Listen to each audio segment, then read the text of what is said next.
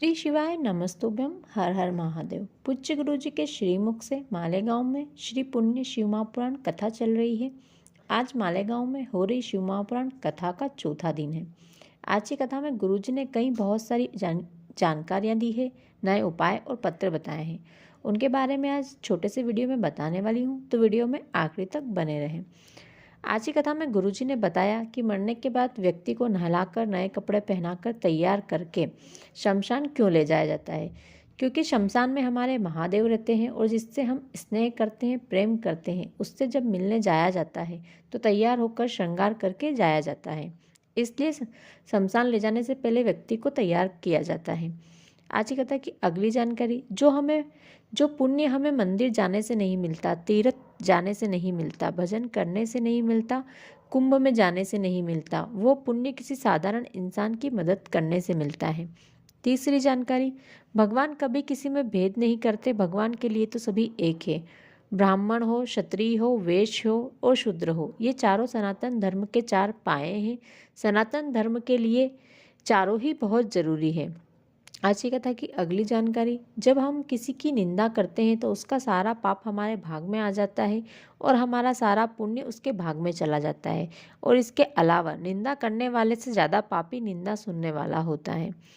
आज की कथा की अगली जानकारी, जिस समय हमें क्रोध आ रहा है उस समय हमें हमारे क्रोध पर संयम रखना चाहिए। उस समय हमें ऐसा कुछ नहीं करना चाहिए जिससे हमारा सारा पुण्य चला जाए।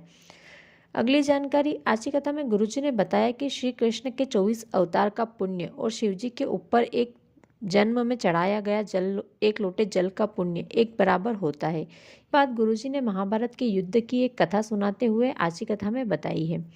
आज की कथा की अगली जानकारी, 7 पाप हमारे जीवन में हमसे होते हैं। उन 7 पाप में से एक पाप ऐसा होता है जिसका दंड न तो धर्मराज देते हैं, न ही यमराज देते हैं और ना ही चित्रकूट देते हैं। उस पाप का दंड हमें महाकाल स्वयं देते हैं।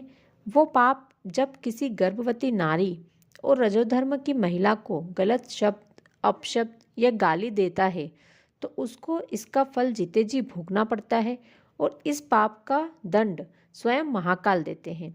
चाहे देवरानी हो, जेठानी हो, ननंद हो, इनमें से कोई भी यदि रजोधर्म में है तो उसके लिए कभी गलत शब्द नहीं बोलना चाहिए। आज की कथा में गुरुजी ने पुण्य को लेकर एक कथा सुनाई है जो राजू मोची की पुण्य की कथा है। एक बार तीर्थ स्थल आपस में झगड़ रहे थे कि इस बार कुंभ का पुण्य किसे मिला। तो प्रयागराज ने बताया केरल में रहने वाले एक राजू मोची को इसका पुण्य मिला है।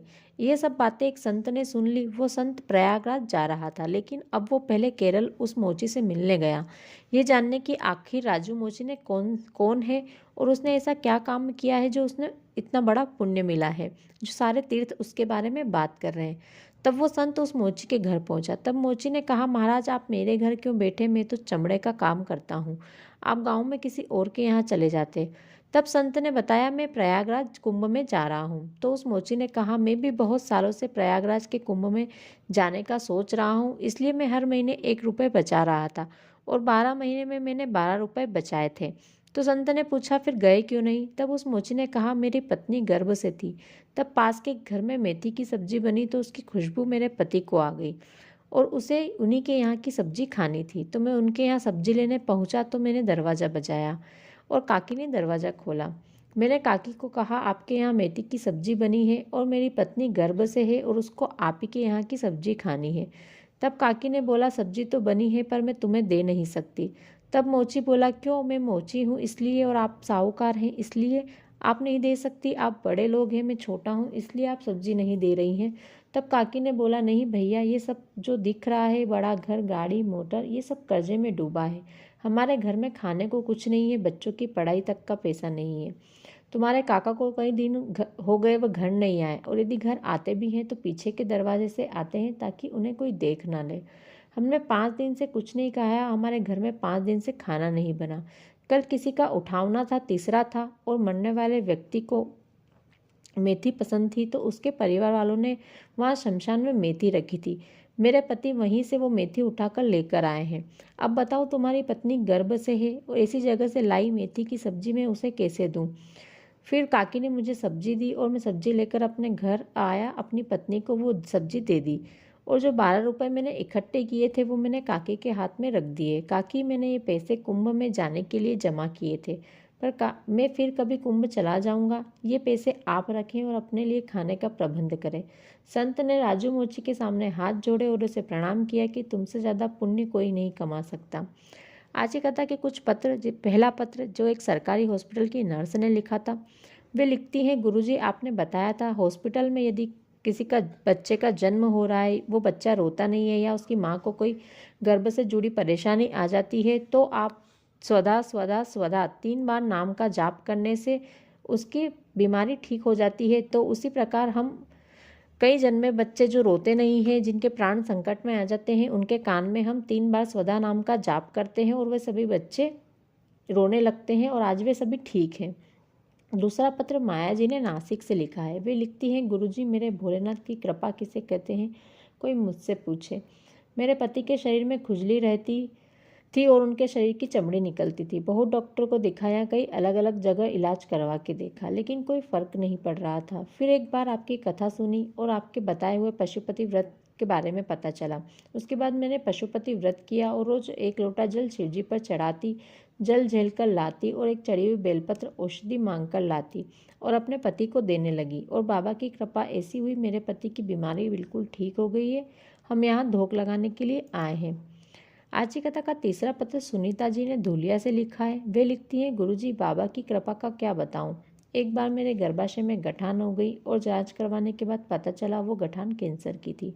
काफ़ी समय तक गठान शरीर में रही। उसके बाद ऑपरेशन करवाया और कुछ समय के बाद फिर से एक गठान हो गई। डॉक्टर ने फिर से मुझे ऑपरेशन करवाने के लिए बोला, लेकिन कब तक मैं ऑपरेशन करवाती। फिर मुझे किसी ने आपकी कथा के बारे में बताया, 1 लोटे जल का महत्व बताया। उसके बाद मैं 1 लोटा जल कुंदकेश्वर महादेव के नाम से महादेव को चढ़ाने लगी और उस जल झेलकर आचमन करती और एक चढ़ी हुई बेलपत्र कुंदकेश्वर महादेव के नाम से औषधि मांगकर लाती और उसे चबा चबा कर वहीं मंदिर में बैठकर खाती। और बाबा की कृपा ऐसी हुई, मेरी गठान गल चुकी है और आज मैं बिल्कुल ठीक हूँ।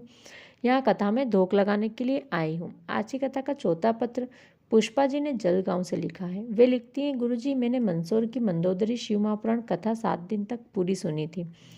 कई वर्ष हो गए थे, मेरी बेटी के यहाँ कोई संतान नहीं थी, तो मैंने कथा के आखिरी दिन बाबा से कामना की, बाबा, मेरी बेटी के यहाँ कोई संतान नहीं है, आप कृपा करें। और फिर आपका बताया सफ़ेद आंकड़े की जड़ वाला उपाय भी अपनी बेटी से करवाया। गुरुजी, 3 महीने भी नहीं निकले और मेरी बेटी के यहाँ से खुशखबरी आ गई। मैं यहाँ कथा में धोख लगाने के लिए आई हूँ। आज की कथा कुछ विशेष बातें। जब आप शिव मंदिर जाएं तब एक माचिस लेकर शिव मंदिर जाएं और उस माचिस को वहीं छोड़कर आ जाएं। जब जब उस माचिस से कोई दिया लगाएगा, उसका पुण्य भी आपके खाते में आएगा, उसका पुण्य आपको प्राप्त होगा। दूसरा, यदि आप पशुपति व्रत नहीं कर रहे हैं और आप शिव मंदिर जाते हैं और वहाँ पर शिव पशुपति व्रत का प्रसाद यदि रखा है, बहुत सारा इकट्ठा हो गया है, उस प्रसाद को ब्राह्मण वगैरह कोई ले नहीं गया है, तो उस व्रत की प्रसाद को आप कहीं जहाँ भूखे रहते हैं, जहाँ किसी को खाना नहीं मिल रहा है, उनमें उस प्रसाद को बांट देती हैं, तो उसका पुण्य भी आपको प्राप्त होगा। शिव मंदिर में चढ़ी हुई बेलपत्र को घर लाकर सुखाकर उन सूखी बेलपत्र को पीसकर चूर्ण बना लें और उस पाउडर को भी जो बेलपत्र खाते हैं और जिनके मुंह में बेलपत्र खाने से छाले पड़ जाते हैं, उन्हें वो पाउडर बांटना चालू कर दें। इसका पुण्य भी आपके खाते में होगा और आपको प्राप्त होगा। आज की कथा में गुरुजी ने अपनी अगली कथा जो होने वाली है उसकी जानकारी दी है। गुरुजी की अगली कथा 2 जनवरी से 8 जनवरी तक कोकड़ी गांव में बालोदा बाजार में होने वाली है। इस कथा का नाम गुरुजी ने आशुतोष शिव महापुराण कथा रखा गया है। इस कथा में गुरुजी भगवान भोलेनाथ के आशुतोष अवतार के बारे में हमें बताने वाले हैं। यदि आप इस कथा की संपूर्ण जानकारी प्राप्त करना चाहते हैं या फिर इस कथा में जाना चाहते हैं तो उसका एक वीडियो मैं अपने चैनल पर डालने वाली हूं। यदि आपने मेरे चैनल को अभी तक सब्सक्राइब नहीं किया है तो तुरंत सब्सक्राइब कर लें, साथ ही नोटिफिकेशन बेल को प्रेस कर लें ताकि जब भी मैं वो वीडियो अपलोड करूँ तो आपको नोटिफिकेशन मिल जाए और आप उस वीडियो को देखकर सारी जानकारी को प्राप्त कर पाएँ। तो दोस्तों, ये थी आज की कथा की कुछ विशेष जानकारियाँ, उपाय और पत्र जो गुरुजी ने आज की कथा में बताए हैं।